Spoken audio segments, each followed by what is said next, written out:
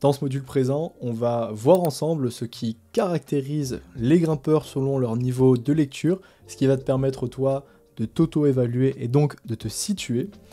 Alors, pour moi, j'ai 3 niveaux de grimpeurs, 3 niveaux de lecture. En numéro 1, on a le grimpeur découvreur. Tu verras, je vais t'expliquer après ce que j'entends, ce que je mets derrière ça. En numéro 2, on a le grimpeur acteur. Et en numéro 3, on a le grimpeur visionnaire. C'est celui-là que tu dois essayer de devenir. C'est le grimpeur que tu dois chercher, sur lequel tu dois prendre modèle.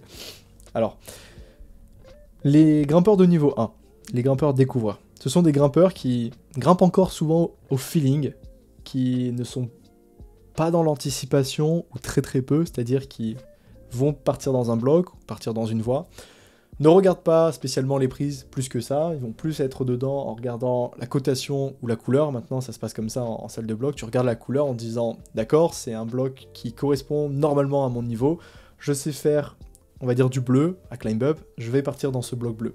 Tu te poses pas la question spécialement de comment faire le bloc, si ce n'est de comment démarrer avec la position de départ, et puis après, advienne que pourra, je pars au feeling.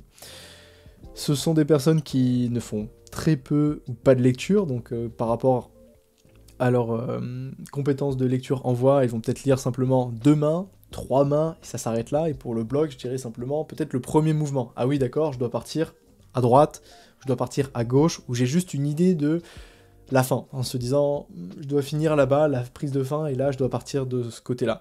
Ça arrive, et c'est certainement, alors c'est peut-être ton cas, où tu connais des personnes dans ton entourage qui grimpent de cette manière.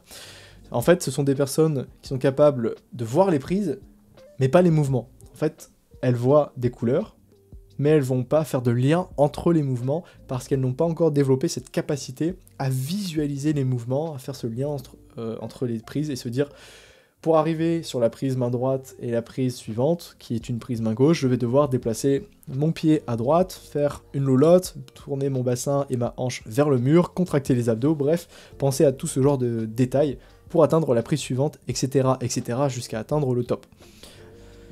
Les grimpeurs de niveau 2, c'est-à-dire les grimpeurs acteurs, ce sont des grimpeurs qui sont déjà dans une certaine forme d'anticipation. Donc si tu es au niveau 1, pour passer au niveau 2, tu peux déjà commencer à te poser les questions de comment je vais atteindre les prises suivantes. Rentrer dans cette forme d'anticipation.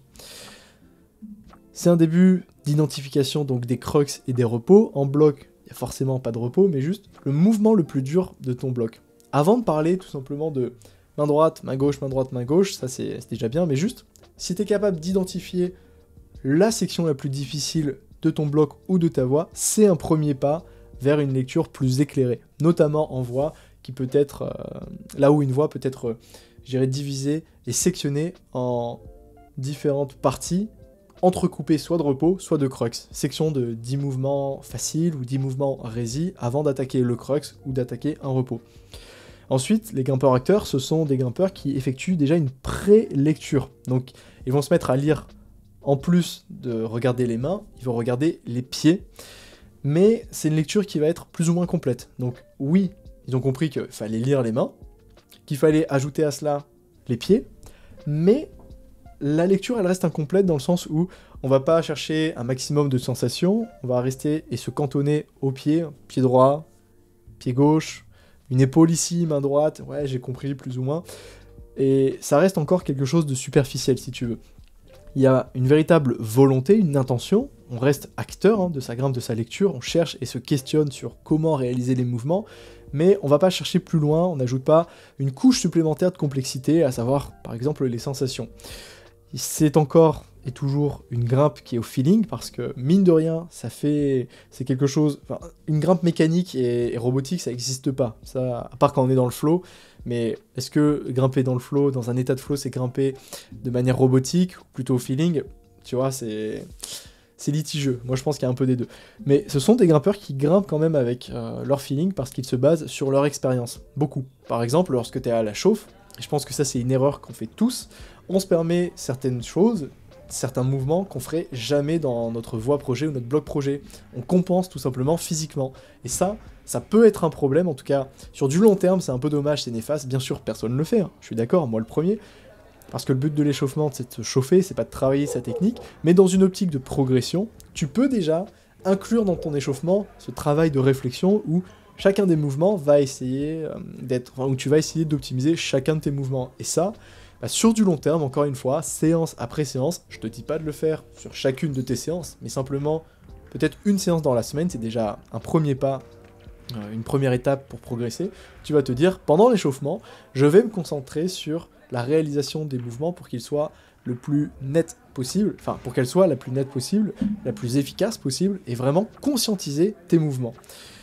Ce sont aussi des grimpeurs qui utilisent peu ou pas la visualisation, donc ce que je veux dire par là, c'est qu'ils vont commencer à chercher et à comprendre dans leur tête comment ça se passe, et pas simplement juste identifier la prise en se disant ça c'est une main droite, ça c'est une main gauche, d'accord je comprends, c'est aussi prendre ce moment, ce temps de réflexion avec soi-même, fermer les yeux, et essayer voilà, de se refaire ne serait-ce que l'enchaînement du bloc ou de la voix une fois dans la tête. Essayez, en tout cas ce que tu as retenu de la voix, parce que tu peux pas avoir tout retenu au début, en tout cas à ce niveau-là c'est compliqué, sinon c'est que tu es déjà en train de tendre vers le niveau visionnaire, qu'on va aborder d'ailleurs tout de suite. Le grimpeur numéro 3, donc de niveau 3, c'est un grimpeur visionnaire, c'est-à-dire que c'est un grimpeur qui a développé une lecture, une pré-lecture qui est complète. Quand je dis complète, c'est j'anticipe les mains, j'anticipe les pieds, mais j'anticipe en voix, et pas en bloc du coup, les clippages. Toutes ces informations-là, je vais les mémoriser. Je vais savoir quand je vais clipper, comment je vais clipper, je vais savoir comment je vais me sentir également. Je vais anticiper mes problèmes. Quand je parle des problèmes, ce sont des crux. Donc à chaque crux, je vais pas me contenter d'avoir une solution. Ça, dans la vraie vie, ça ne marche pas parce que on n'a pas toujours raison. On ne peut pas avoir raison du premier coup, ça ne marche pas. Tu n'as pas toutes les informations du sol, tu ne vois pas toutes les perspectives, enfin tu vois pas tous les détails d'une prise, tu n'as pas toutes les perspectives et toutes tes capacités. Bref, tu peux même faire une erreur d'interprétation, donc c'est le jeu. Et c'est à toi d'avoir plusieurs solutions. Souvent, quand on arrive à ce niveau-là, on essaye d'avoir au moins 2 solutions, c'est un minimum, de sorte à ce que lorsqu'on arrive sur la section qui nous pose problème, on puisse tout de suite réagir et se dire « Ah oui, ok, ça, j'avais prévu ce truc-là, ça ne fonctionne pas, je passe à la suite, c'est pas grave. » Ce sont des grimpeurs qui utilisent énormément la visualisation, ça fait partie intégrante de la lecture et c'est la majeure, enfin le facteur principal de leur niveau de lecture. Ce niveau est atteint grâce à un niveau de visualisation qui est supérieur à la moyenne. Ils vont être capables d'ajouter en fait un maximum de sensations à l'ensemble des mouvements qu'ils vont faire. Donc quand je te parlais de choisir quelle main, quel pied et quelle position pour le clippage, tu ajoutes à ça ce degré de complexité avec la tension musculaire, le niveau de fatigue, comment tu vas te sentir mentalement, est-ce que tu vas essayer d'être dans ta bulle, peut-être déstabilisé par la hauteur, tu vas avoir peur de chuter parce que tu vas être au-dessus du point, ou tu vas être à la fin sur le dernier mouvement.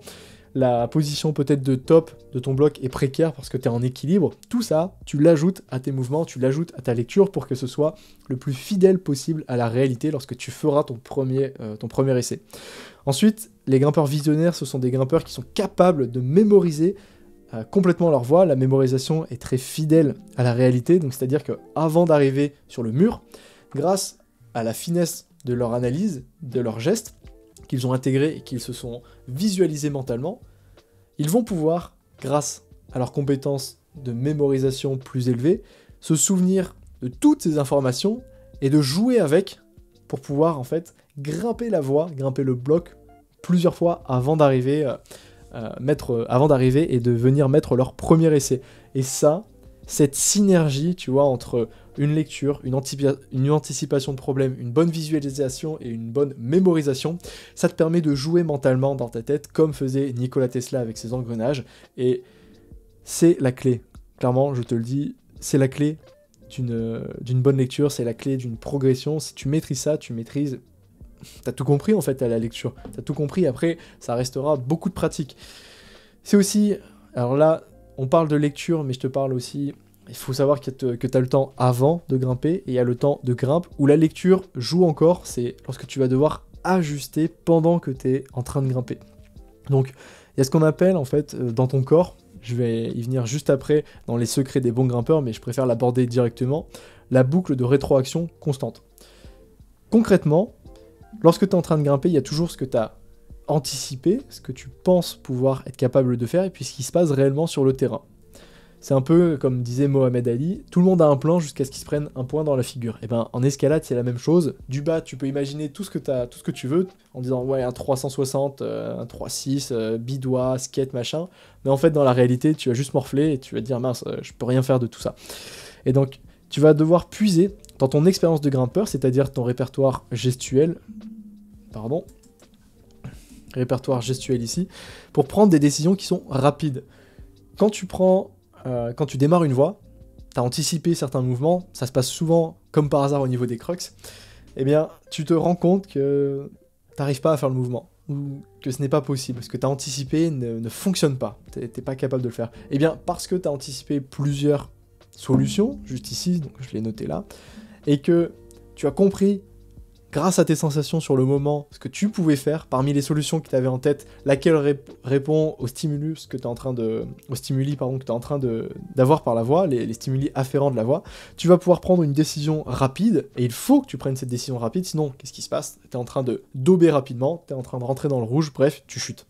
Donc ça fait partie des caractéristiques, des compétences à maîtriser si tu veux être un grimpeur que j'appelle visionnaire, qui maîtrise totalement la lecture. Bien sûr, il y a certainement d'autres aspects que je n'ai pas évoqués parce que j'ai pas la science infuse, mais si tu maîtrises ces fondamentaux, tu es sur le bon chemin et je peux te dire que tu seras bien au-delà et bien au-dessus que facile 90% des grimpeurs de ta salle, si c'est pas plus, parce que combien de personnes négligent cette compétence, c'est assez incroyable. Demande autour de toi aux grimpeurs qui sont en train d'essayer une voie, est-ce qu'ils avaient une méthode, comment ils abordent le truc, tu verras que des fois, il y a beaucoup de personnes qui vont te dire je grimpe au feeling, ou tout simplement bah, j'ai grimpé pour voir, et puis je me suis dit on verra bien, ou même des grimpeurs qui grimpent, mais qui redescendent et te disent je suis incapable de savoir ce que j'ai fait, je sais pas, j'ai oublié.